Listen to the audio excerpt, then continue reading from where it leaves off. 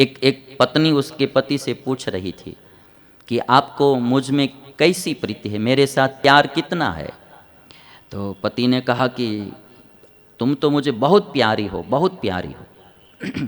तो पत्नी ने पूछा कि मानो कि बहुत प्यारी हूँ, कोई अचानक मेरी मृत्यु आ गई और मैं मर गई तो आप क्या करोगे। तो पति ने कहा कि तो मैं तुम्हारे विरह में पागल बन जाऊंगा, तुम्हारे विरह में पागल बन जाऊंगा। तो पत्नी ने पूछा कि पागल बन जाएंगे तो दूसरी पत्नी करेंगे कि नहीं करेंगे। तो पति ने कहा कि पागल तो कुछ भी कर सकता है, पागल तो कुछ भी कर सकता है। तो आजकल आप देखते कोई साथ में जाने वाला बोलते हैं मुझे प्यार है, मुझे ये है, मुझे वो है, किंतु मरते हैं तो साथ में कोई जाता नहीं। आज दिन तक कभी कोई नहीं गया है। इस दुनिया में अकेले ही लोग आते हैं, अकेले ही यहां से जाते हैं। और दूसरी बात, खाली हाथ आते हैं और खाली हाथ जाते हैं, कोई कुछ भी साथ में लेकर नहीं जाता है। जो रेमंड कंपनी कापड़ आता है, रेमंड कंपनी का कापड़, उसका मालिक वो पूरी कंपनी अपने बेटे के नाम कर दी। आज बेटा खाने का नहीं देता है, रहने के लिए मकान नहीं देते, किराए के मकान में रहते हैं बम्बई में। जो हमारी नेशनल सब चैनलों ने उनका इंटरव्यू लिया, वो पूरा दुखी हो रहा है, रेमंड कंपनी का मालिक। तो उनका बच्चा ही, उनका लड़का ही अब कुछ नहीं दे रहा है। तो एक बात याद रखनी है कि अकेला आदमी इस दुनिया में आता है, अकेला ही यहाँ से जाता है, खाली हाथ आता है, खाली हाथ जाता है। जाने से पहले अच्छा काम कर लेना है और प्रभु का भजन कर लेना है, बस दो ही बात करनी है। आप अभी वाराणसी जा रहे, बलिया से ट्रेन में बैठे और आपने एक सीट रिजर्व करवाई है, सीट आपकी है, आपने रिजर्वेशन करवाया है, तो आप बैठ गए तो वो सीट आपकी है। आप सो सकते हैं, बैठ सकते हैं, वहाँ खाना खा, जो कुछ करना है वो आपकी सीट पर आप कर सकते हो। किंतु वो सीट आपकी कब तक रहेगी? जब तक वाराणसी का रेलवे स्टेशन नहीं आएगा तब तक। जब वाराणसी में आप उतर जाएंगे तो वो सीट दूसरे की हो जाएगी। इस दुनिया में जो कुछ चीज़ें हैं वो सब इस तरह ही हमारे पास आती है और जाती है। आज 5 बीघा जमीन आपके पास होगी तो आप बोलते होंगे कि इस जमीन का मालिक मैं हूँ, मैं हूँ, मैं हूँ। कल हम मर जाएंगे, कोई दूसरा मालिक होगा, फिर वो मर जाएगा, तीसरा मालिक होगा।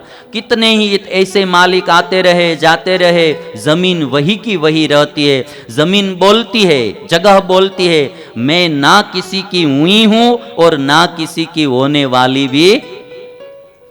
वो ईश्वर की जमीन है, हम तो केवल टेम्पररी इधर आए हैं। जो कुछ हमारा है उसका सदुपयोग करना है।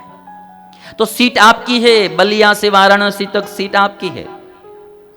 आप चाहे तो आप अकेले ही बैठ सकते, किसी को बैठने भी नहीं देंगे। और यदि आप चाहे तो कोई बुजुर्ग आदमी है, उसके पास सीट नहीं है, तो आप उसको बैठने के लिए जगह देंगे। कोई औरत है, उसको आप बैठने के लिए जगह देंगे, तो उसका आशीर्वाद मिल जाएगा। सीट तो वाराणसी के बाद आपकी नहीं ही है, किंतु उतना जो अंतर आप काटते हैं उसके बीच में आप चाहे तो पुण्य भी कमा सकते हैं। वो सीट किसी को आप थोड़ी देर बैठने के लिए देंगे तो वो राजी होगा, प्रसन्न होगा और आशीर्वाद देगा। बस यही बात है, जन्म से स्मशान तक की हमारी यात्रा है। एक कोई ना कोई घर में हमारा जन्म होता है और अंतिम हमारा विराम जो है वो स्मशान में होता है। और इसलिए कहीं एक स्मशान के बाहर लिखा था, मंजिल तो तेरी यही थी, मंजिल तो तेरी यही थी, बस गुजर गई जिंदगी यहां आते आते। एक स्मशान के बाहर ये पंक्तियां लिखी थी कि अंतिम मंजिल, आखिरी स्टेशन तुम्हारा यही था, यहीं आना था आपको, किंतु यहां आते आते तुम्हारी पूरी जिंदगी गुजर गई, कहीं ना कहीं बिखर गई। मंजिल तो तेरी यही थी, बस गुजर गई जिंदगी यहां आते आते। क्या मिला तुझे इस दुनिया से, अपनों ने ही जला दिया, जाते जाते अपनों ने ही जला दिया, जाते जाते। बस ये 2 बात आप समझ लेना। आप ताली बजाते हैं तो हमको अच्छा लगता है कि ये समझ, ये हम जो वहाँ शेर बोलते हैं ना गुजरात में, हिंदी शेर गुजराती लोग समझते नहीं है, तो हमारा शेर जो होता है ना वो कुत्ता बन जाता है। हम बोलते हैं शेर, यानी मैंने ये शेर बोलने में अच्छा रहता है, किंतु जो अच्छा समझ लेते हैं तो शेर शेर रहता है। किंतु हम बोलते और हिंदी भाषा में क्या कोई शब्द वो समझ नहीं पाते गुजराती लोग, तो हमारा शेर कुत्ता बन जाता है। तो आप लोग दाद देते हैं तो बहुत अच्छी बात है। आपको धन नहीं देना है, दाद देना है कथा में बस। आज जितने आए हैं कल इनसे 2 गुने लोगों को लेकर पंडाल में आना है आप लोगों को बस। अभी तो ये पहला दिन है, 7 दिन में आप आनंद करेंगे और एक दिन जाते जाते समय आप बोलेंगे कि स्वामी जी दोबारा भी कथा करने के लिए आएंगे। आप जब जब आयोजन करेंगे हम आप लोगों को प्रसन्न करने के लिए आएंगे। तो ये बात पक्की है। इसलिए जो हमारे साधु लोग होते हैं ना, मेरे मंडल में अभी 15-16 आदमी है, सब युवा वर्ग है, पूरे दिन रात दिन सबको प्रसन्न करने के लिए काम करते हैं। मैं एक ही सीख देता हूँ, एक दिन हम सबको मर जाना है उससे पहले ये जिंदगी क्या है भाई, सबको खुश करके जाना है। सबका थोड़ा कुछ अच्छा काम, ये जैसे मंगल पांडे जी ने थोड़ा अच्छा काम देश के लिए कर दिया तो आज पूरी दुनिया उनको याद करती रहेगी। महात्मा गांधी हो, कोई अच्छे भक्त है, जैसे तुलसीदास जी है तो उन्होंने एक रामचरित्र लिख दिया, तो तुलसीदास जी दुनिया छोड़कर चले गए किंतु ये दुनिया तुलसीदास जी को भूलेगी नहीं। तो अच्छा काम हमसे हो जाए, ये दुनिया और कुछ नहीं है, शायद इसी का नाम है जिंदगी। यहाँ कोई आ रहा है कोई जा रहा है, शायद इसी का नाम है जिंदगी। यहाँ कोई आ रहा है तो कोई जा रहा है, कोई हंस रहा है कोई रो रहा है, शायद इसी का नाम है जिंदगी। यहाँ कोई आ रहा है तो यहाँ से कोई जा रहा है, कोई आता है और कोई जाता है।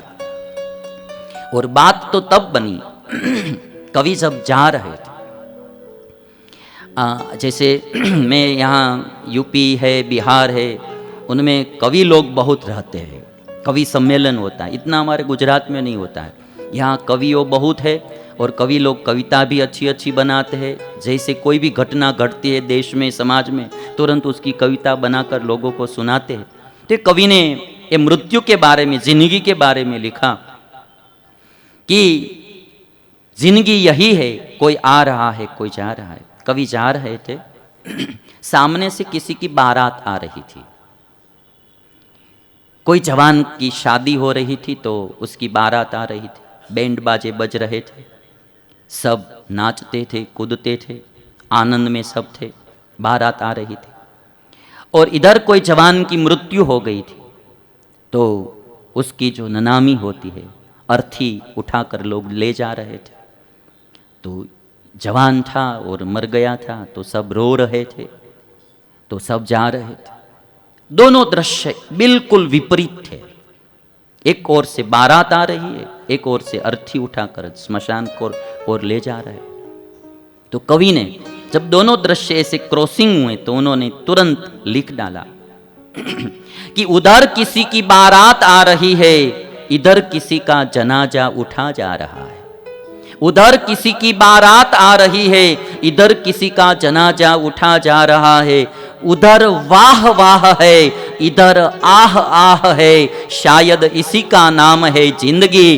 कोई आ रहा है तो कोई जा रहा है, शायद इसी का नाम है जिंदगी। कोई आ रहा है तो कोई जा रहा है। तो बस मेरा कहने का मतलब कि हम सब आए हैं इस दुनिया में, एक दिन हम सबको जाना भी पड़ेगा, खाली हाथ जाना पड़ेगा, अकेले जाना पड़ेगा।